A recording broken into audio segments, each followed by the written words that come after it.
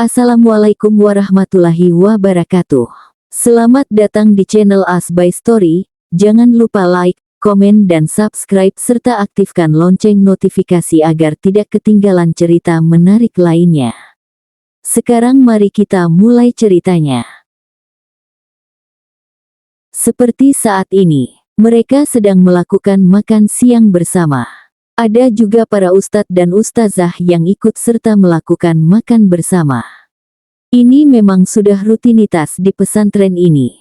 Setiap seminggu sekali akan melakukan makan bersama dengan pengurus pesantren dan para ustadz, ustazah di sini. Setelah selesai makan siang bersama, dan para pengurus serta ustadz, ustazah juga sebagian telah kembali bertugas. Hanya ada beberapa ustazah yang masih berada di teras dalam. Mereka tampak berbicara dan bercanda satu sama lain. Mereka adalah Kahla, Ustazah Hana, Ustazah Bila, dan juga Ustazah Lia. Entahlah, muka Ustazah Lia banyak juga. Untuk Karin, entahlah dia pergi kemana. Tadi ia meminta izin kepada Kahla untuk ikut ke asrama santri. Katanya biar dapat teman banyak. Aku dengar ada anak tetangga sekitaran pesantren ada yang hamil di luar nikah tahu, ujar Ustazah Lia mengawali acara gibahnya. Sedangkan Kahla hanya memutar bola matanya malas. Sungguh, ia muak dengan wajah Ustazah Lia yang tidak ada rasa bersalah kepadanya dengan perlakuannya kemarin. Iyakah? Aku tidak tahu, tanya Ustazah Hana yang memang tidak tahu berita itu. Iya, katanya si anaknya. Udah, jangan gibahin orang. Lebih baik ngomongin yang lebih bermanfaat daripada gibahin anak orang, potong Ustazah Bila yang mulai jengah mendengar dua temannya bergibah ria. Betul itu, daripada gibah nggak jelas. Lebih baik kita siap-siap untuk acara makan malam di dalam, saut Kahla dengan semangat. Heh, sekarang aja masih pukul 1 siang. Dan makan malamnya masih beberapa jam lagi, kesal Ustazah Lia. Nggak papalah. Kita juga belum beli bahan-bahannya juga kan. Kita minta tolong sama Kang Arif aja ya. Ujar Ustazah Bila mensetujui usulan Kahla. Siap, biar Mbak Hana yang mencatat bahan-bahan apa saja yang diperlukan nanti. Bentar tak ambilkan kertas sama pulpennya dulu. Setelah mengatakan itu, Kahla langsung bergegas masuk ke dalam dan mengambil barang yang bilang tadi. Tak lama kemudian, ia kembali dengan tangan memegang kertas beserta pulpennya. Nih, Mbak, Kahla menyerahkan kertas dan juga pulpennya kepada Ustazah Hana.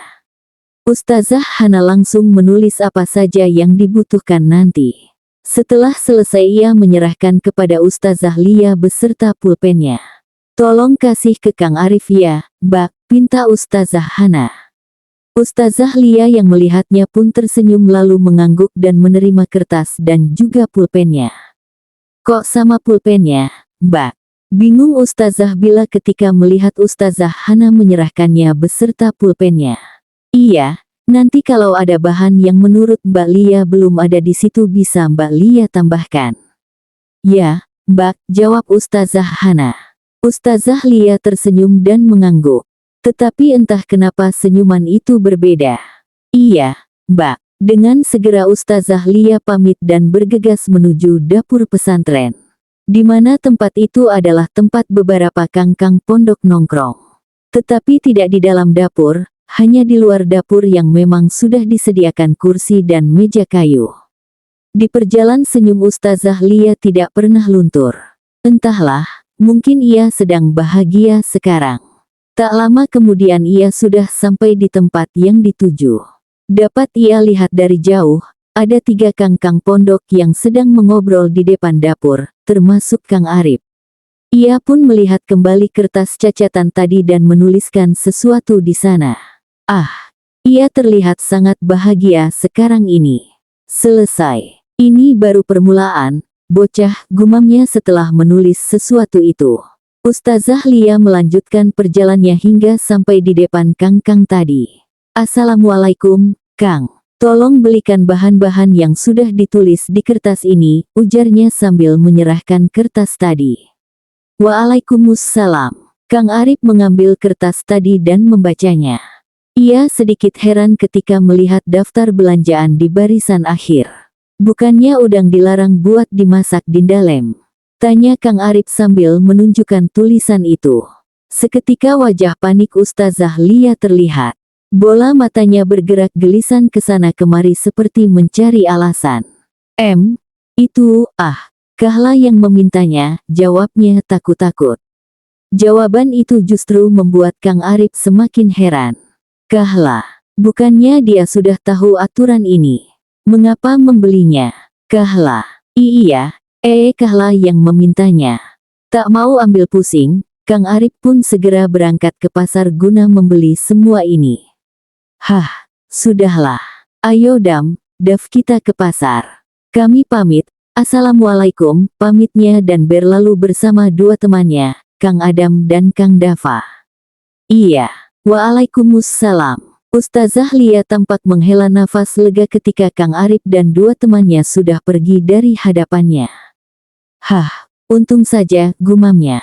Kini saatnya makan malam bersama akan dilaksanakan.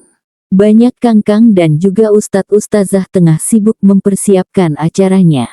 Mereka tampak sibuk dengan tugasnya masing-masing. Contohnya untuk para kaum laki-laki bertugas untuk menata tikar di halaman dalam. Sedangkan sebagian kaum perempuan memasak Dindalem. Seperti saat ini, Kahla, Karin, Ustazah Hana, Ustazah Bila, Ustazah Lia, dan yang lainnya sedang sibuk memasak. Sebenarnya sudah rampung semuanya. Tinggal menggoreng bakwannya saja. Dan kini Kahla tengah membuat adonan bakwannya dibantu oleh Ustazah Lia. Kahla, bisa tolong ambilkan saya air di kulkas? Saya haus, pinta Ustazah Lia. Kahla yang mendengarnya mendengkus kasar. Bukannya Ustazah Lia masih memiliki tangan dan juga kaki, kenapa harus menyuruhnya, pikir Kahla. Tanpa menjawab, Kahla langsung saja pergi untuk mengambilkan Ustazah Lia air. Sedangkan Ustazah Lia tersenyum aneh dan melihat ke sana kemari seperti melihat ke sekitar. Lalu, dengan cepat ia memasukkan sesuatu ke dalam adonan bakwan tadi. Sebuah udang kecil-kecil ke dalam adonannya. Ia lalu mengaduknya hingga rata dan melihat sekitar kembali. Aman, gumamnya sambil tersenyum bahagia. Tak berselang lama, Kahla datang dan memberinya air minum yang dipesannya. Makasih, ujarnya dan dibalas anggukan oleh Kahla. Ketika merasa adonannya telah teraduk rata, Kahla langsung memanaskan minyak dan memasukkan adonan tadi menggunakan sendok. Hanya ada bunyi-bunyi alat tempur dapur ketika mereka memasak. Tidak ada acara mengobrol dan bergibah ria seperti biasanya. Tetapi ia hanya sesaat, sebelum ada suara gaduh dari luar dan menuju ke dapur. Udah selesai belum? Udah ditungguin itu, ujar orang yang membuat kegaduhan tadi. Kamu ini, bukannya ngucap salam malah ngagetin, protes Ustazah Bila yang masih memegang dadanya karena kaget. Orang itu tampak tersenyum kikuk sambil menggaruk pipinya yang tak gatal. Maaf, udah selesai belum? Udah. Tinggal goreng bakwannya saja, jawab Kahla dan diacungi jempol oleh orang tadi. Gue bawa, iya. Orang itu adalah sahabat Gus Afik dari kota. Ada 3 sahabat Gus Afik yang datang ke pesantren ini untuk mengikuti acara makan malam bersama. Tentang masa lalu Gus Afik. Gus Afik dulu memang kuliah di kota karena ia ingin menjadi pengusaha maupun pembisnis. Dan tentu saja, kota adalah tempat banyaknya pergaulan bebas. Termasuk Gus Afik yang masuk ke dalam pergaulan bebas itu. Ia bergaul bersama geng-geng motor dan lebih parahnya, ia ditunjuk untuk menjadi wakil ketua geng tersebut. Sedangkan Abah yang mendengar berita itu langsung saja meminta Gus Afik kembali ke pesantren dan menyuruh membawa beberapa temannya itu. Setelah mendengar penjelasan Gus Afik dan teman-temannya, Abah pun menyetujui jika Gus Afik mengikuti pergaulan itu dan menjadi wakil ketuanya. Setelah keributan yang dibuat oleh sahabat Gus Afik di dapur, kini saatnya makan malam bersama dilaksanakan. Semuanya tampak menikmati acara ini dengan hikmat. Dan sesekali mereka bercerita dan bercanda gurau. Ganteng banget sumpah, lirih Karin yang didengar oleh Kahla. Kahla pun menoleh ke arah Karin yang memang duduk di sebelahnya. Siapa? Kak Riko. Tanya Kahla yang memang di depan Karin adalah salah satu sahabat Gus Afik yang bernama Riko. Lantas Karin langsung menggeleng dan menoleh ke arah Kahla. Kang Arif, jawabnya sambil senyum-senyum nggak jelas. Oh alah, mau dibantuin biar bisa deket nggak? Tawar Kahla sambil menaik turunkan alisnya. Mendengar tawaran Kahla langsung saja membuat mata Karin berbinar cerah dan tentunya mengangguk dengan semangat. Kahla yang melihatnya mengacungkan jempolnya dan melanjutkan acara makannya. Ini Kahla iya, istri keduanya Ibra. Sebuah suara lembut itu mengalun dan tersampai di telinga Kahla. Ibra adalah nama Gus Afik di kalangan teman-temannya. Kahla mendongkak dan melihat siapa yang bertanya tadi. Ah, ternyata Riko yang bertanya. Kahla hanya menjawab dengan anggukan dan tersenyum manis yang membuat siapa saja terpana. Termasuk Gus Afik. Istri lo cantik juga. Napa nggak ngundang kita sih Bra? Kan gue mau lihat pas Kahla dandan ala pengantin, ujarnya dan dihadiahi geplakaan renyah dari Gus Afik. Mampus, kau, ejek sahabat Gus Afik yang satunya, namanya Bima. Aelah, bercanda kali Bra, oh iya, kenalin gue Riko, sebelah gue ini Bima, satunya Rizky. Salam kenal, Kahla ujarnya memperkenalkan diri. Iya, salam kenal juga, Kak Riko. Riko yang mendengar Kahla memanggilnya Kak pun langsung salah tingkah. Mungkin jika bukan di depan Kahla sudah salto dianya. Tak, sedang asiknya mengobrol tiba-tiba ada suara seperti sendok jatuh dan ternyata itu milik Ning Fadila. Terlihat Ning Fadila seperti kesusahan bernafas dan memegangi dadanya. Sedangkan Gus Afik yang melihatnya pun langsung panik. Hei, sayang, kenapa? Tenang. Tenang ya, ujar Gus Afik dan terus berusaha membuat istrinya itu tenang. Sesek lirihnya. Bahkan dapat ia rasanya jantungnya juga ikut berulah. Mbak Dila kenapa? Jangan gini Mbak, panik Kahla dengan suara bergetar. Tangannya meraih tangan milik Ning Fadila dan melihat beberapa ruam di sekitarnya. Gugus. Mbak Dila alerginya kambuh, ujarnya yang mampu membuat kepanikan Gus Afik bertambah. Bagaimana bisa? Kamu makan apa sayang? Panik Gus Afik dan melihat ke piring Ning Fadila. Terdapat satu bakwan yang masih utuh. Dan Gus Afik mengambilnya dan menciumnya. Ia membagi bakwan tadi menjadi dua bagian. Dan terlihatlah sebuah udang yang membuat Gus Afik langsung naik pitam. Kita ke rumah sakit sekarang, ujarnya dan langsung menggendong Ning Fadila yang sudah tak sadarkan diri ala bridal style. Kahla yang melihatnya menarik baju koko Gus Afik dengan pelan. Gus Afik pun menoleh. Kahla ikut ya, Gus. Enggak, Kahla mohon. Saya tanya, siapa yang memasak bakwannya? Kahla sama Mbak Li. Belum selesai Kahla menjawab, tiba-tiba suara Ustazah Lia terdengar. Kahla, Gus. Tadi juga saya lihat dia sengaja memasukkan udang tadi ke dalam adonan bakwannya. Kahla yang mendengarnya pun langsung menoleh ke arah Ustazah Lia yang berdiri dengan santai. Benar itu Kahla? Tanya Gus Afik dengan datar. Kahla menggelengkan kepalanya ribut. Bukan Gus, Kahla nggak masukin udang ke adonan bakwannya.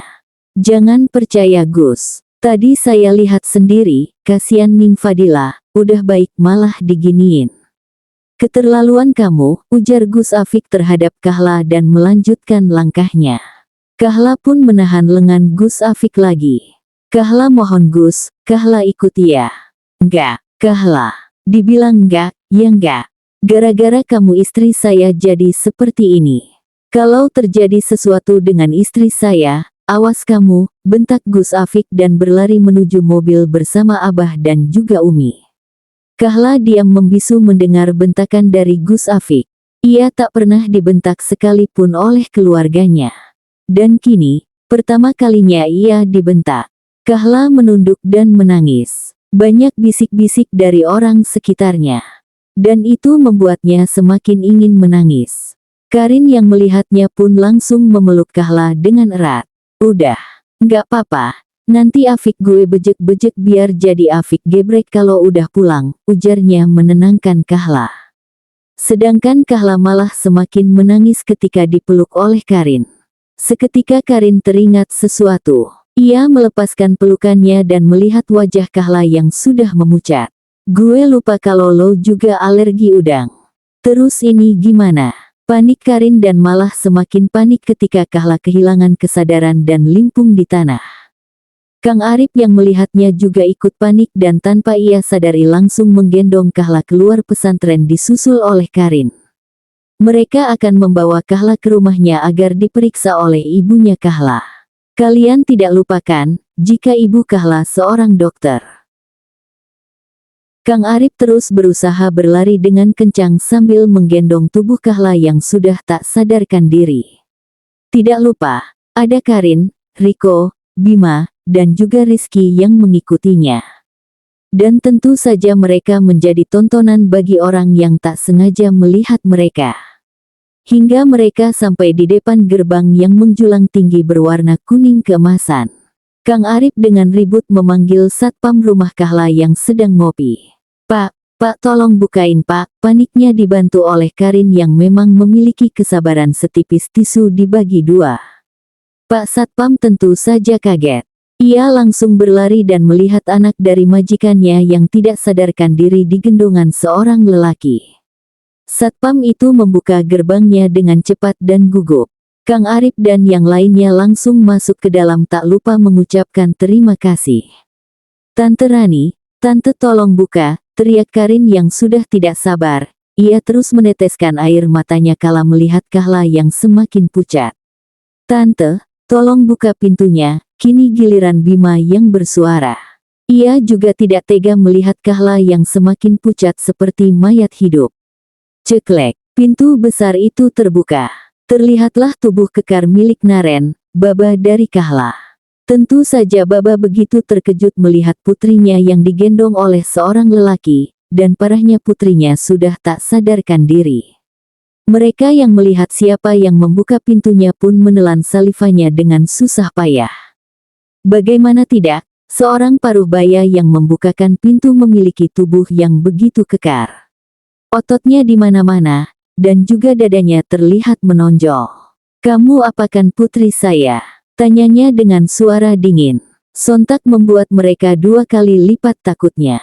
Kecuali Karin tentunya. Itu Pak. Berikan kepada saya." Kang Arif langsung memindahkan Kahla kepada Naren.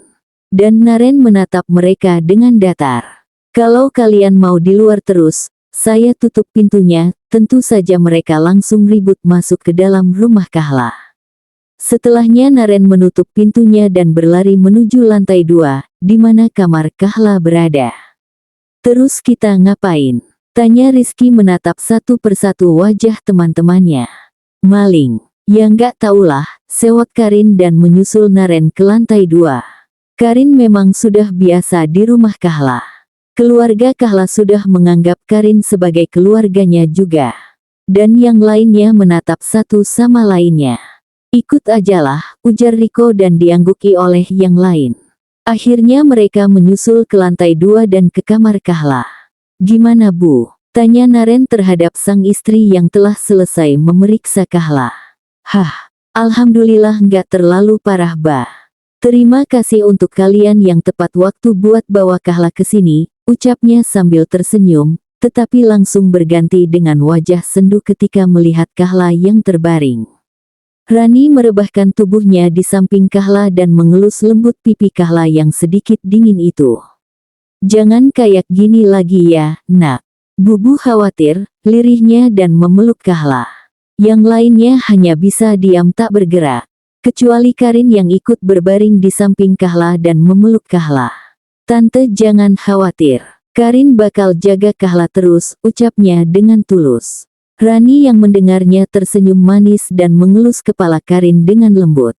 "Kalian, ikut saya," titah Naren dan keluar terlebih dahulu disusul yang lainnya kecuali para perempuan. Dan kini mereka telah berkumpul di ruang tamu dan di depan mereka sudah ada minuman berwarna oranye yang dibuatkan oleh Naren tadi. Naren tampak melihat wajah mereka satu persatu dan mereka hanya bisa menunduk sambil meramalkan doa. Buju Buneng, bapaknya Kahla hobinya apa sih? Kok bisa serem gini? Tanya Riko hanya di dalam hati. Hah, jelaskan. Selanjutnya mereka menjelaskan semuanya dengan detail. Baba terlihat tenang ketika mendengarkan ceritanya. Tetapi, seketika tangannya mengepal hingga uratnya terlihat jelas saat mendengar siapa yang menyebabkan ini. Itu kalau tangannya mendarat di pipi saya, mungkin pipi saya bisa bengkok, batin Kang Arif ketika tak sengaja melihat tangan Naren yang mengepal.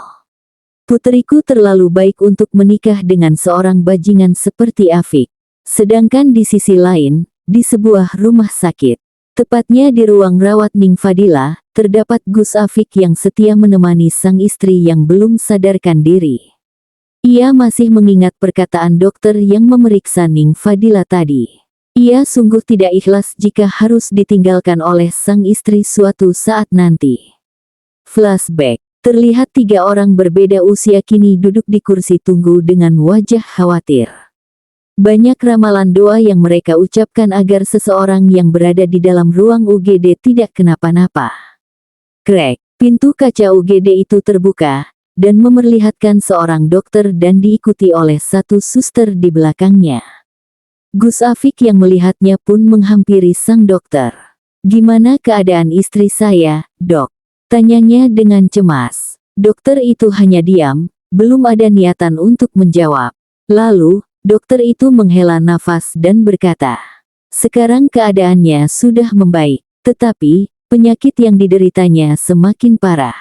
Karena alergi yang dimiliki istri Bapak juga termasuk parah, dan itu juga memengaruhi jantungnya. Tadi, kami juga hampir kehilangan detak jantung pasien. Saya sarankan, untuk Bapak selalu menjaga pola hidup istri Bapak. Jangan terlalu kecapean dan juga jangan terlalu stres, jelas dokter dengan panjang lebar. Gus Afik sempat menahan nafasnya ketika mendengar itu. Apa boleh saya lihat? Tanyanya. Boleh, setelah kami pindahkan ke ruang rawat. Baiklah. Terima kasih. Tidak masalah, itu sudah tugas kami. Saya permisi. Flashback off. Tak terasa air matanya keluar tanpa seizinnya. Ia masih tidak menyangka ini. Jantung istrinya semakin lemah. Ia bingung harus bagaimana. Nak, pulanglah. Biar kami yang menjaga Ning Fadila. Kamu istirahat di rumah, dan di pesantren juga tidak ada yang mengontrol nanti, ujar Umi Janah memegang pundak sang putera. Gus Afik menoleh ke arah Umi Janah lalu menggeleng tanda menolak. Enggak, Umi. Afik mau di sini saja, nemani Ila. Sebaiknya Umi sama Abah yang istirahat di rumah. Mobilnya dibawa aja nggak papa Umi, tolak Gus Afik dan tersenyum tipis. Tidak, nak. Kamu juga kan sudah mengabarkan orang tua Ning Fadila dan mereka sedang di perjalanan menuju ke sini. Tidak enak jika Umi dan Abah tidak menyambutnya. Dan lagi, kasihan Nak Kahla sendirian di rumah. Gus Afik terdiam. Ia baru ingat Kahla saat ini. Tapi ia masih marah dan kecewa kepada Kahla. Ia tak menyangka jika Kahla setega itu terhadap Ning Fadila. Jika tidak ada Umi dan Abah, saya bisa leluasa menghukumnya, batinnya. Baiklah, Afik yang pulang. Besok pagi Afik akan kembali dan membawa beberapa pakaian ganti untuk Ila, final Gus Afik dan diangguki oleh Umi Janah. Gus Afik lalu pamit kepada Umi dan Abah. Dan keluar dari ruang rawat yang tampak sunyi itu. Maaf Kahla, tapi kamu sudah membuat saya hampir kehilangan istri saya. Rencana satu lancar. Sekarang saya harus mencari rencana yang lainnya untuk menyingkirkan bocah tengik itu, ujar seorang wanita di sebuah taman yang sepi.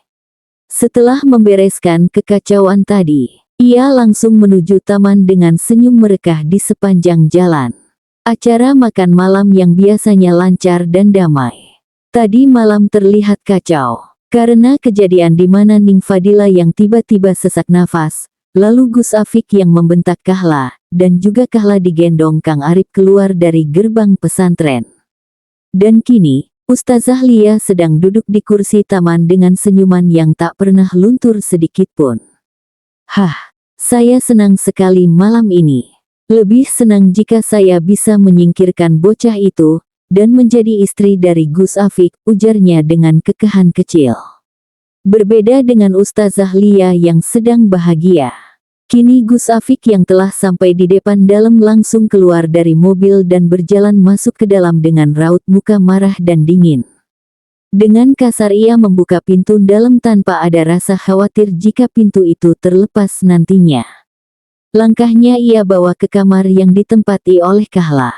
Tanpa ada niatan untuk mengetuk pintu, langsung saja ia membuka kamar itu. Sepi, itulah yang ia lihat. Tidak ada Kahla di kamar itu. Dan, kamarnya juga terlihat masih rapi seperti belum dibuat untuk tidur. Tangan miliknya mengepal dengan wajah memerah menahan emosi. Dengan cepat ia keluar dari kamar itu. Ia mengambil handphone dari sakunya dan mencari nama orang yang ingin ia hubungi. Tut. Maaf, nomor yang Anda tuju sedang tidak aktif, sila. Gus Afik menghela nafas kasar dan mengganti nomor yang lain untuk dihubungi. Tut. Assalamualaikum. Kenapa? Itu adalah suara Kang Arif yang didengar Gus Afik. Ya. Gus Afik menghubungi Kang Arif setelah ia tak bisa menghubungi Kahla. Ia sempat meminta Ning Fadila untuk memberikan nomor Kahla. Waalaikumsalam. Lo tahu Kahla? Kenapa kalau gue tahu Kahla, dan kenapa kalau gue nggak tahu Kahla? Cek, katakan cepet kalau lo tahu Kahla. Nggak, ini urusan suami istri. Lo nggak ada hak untuk itu. Petik 2. Gus Afik tersenyum remeh ketika tidak mendengar suara Kang Arif lagi. Halo, mau apa kamu cari-cari putri saya? Dek, seketika mata Gus Afik melotot karena kaget dengan suara yang beberapa minggu ini tidak ia dengar. Itu bukan suara Kang Arif, melainkan suara Naren, ayah dari Kahla. Ada sesuatu yang harus saya bahas bersama Kahla, ucapnya dengan nada lebih sopan. Baiklah. Besok pagi jemput putri. Saya ke sini. Dan, jangan macam-macam terhadap putri saya. Kalau terjadi sesuatu terhadapnya, maka, saya tidak segan-segan untuk memukul pipimu itu. Ingat, itu. Nggih, saya mengerti. Saya tutup. Assalamualaikum. Waalaikumsalam. Gus Afik menghela nafas, lagi. Ia menatap handphonenya yang ia gunakan untuk menghubungi Kang Arif. Saya bingung, Kahla. Saya sebenarnya tidak mau menghukummu, tetapi saya sudah berjanji jika ada yang melukai Ila akan saya beri hukuman sekalipun kamu juga istri saya, gumamnya dan kembali ke kamar untuk beristirahat. Bersambung.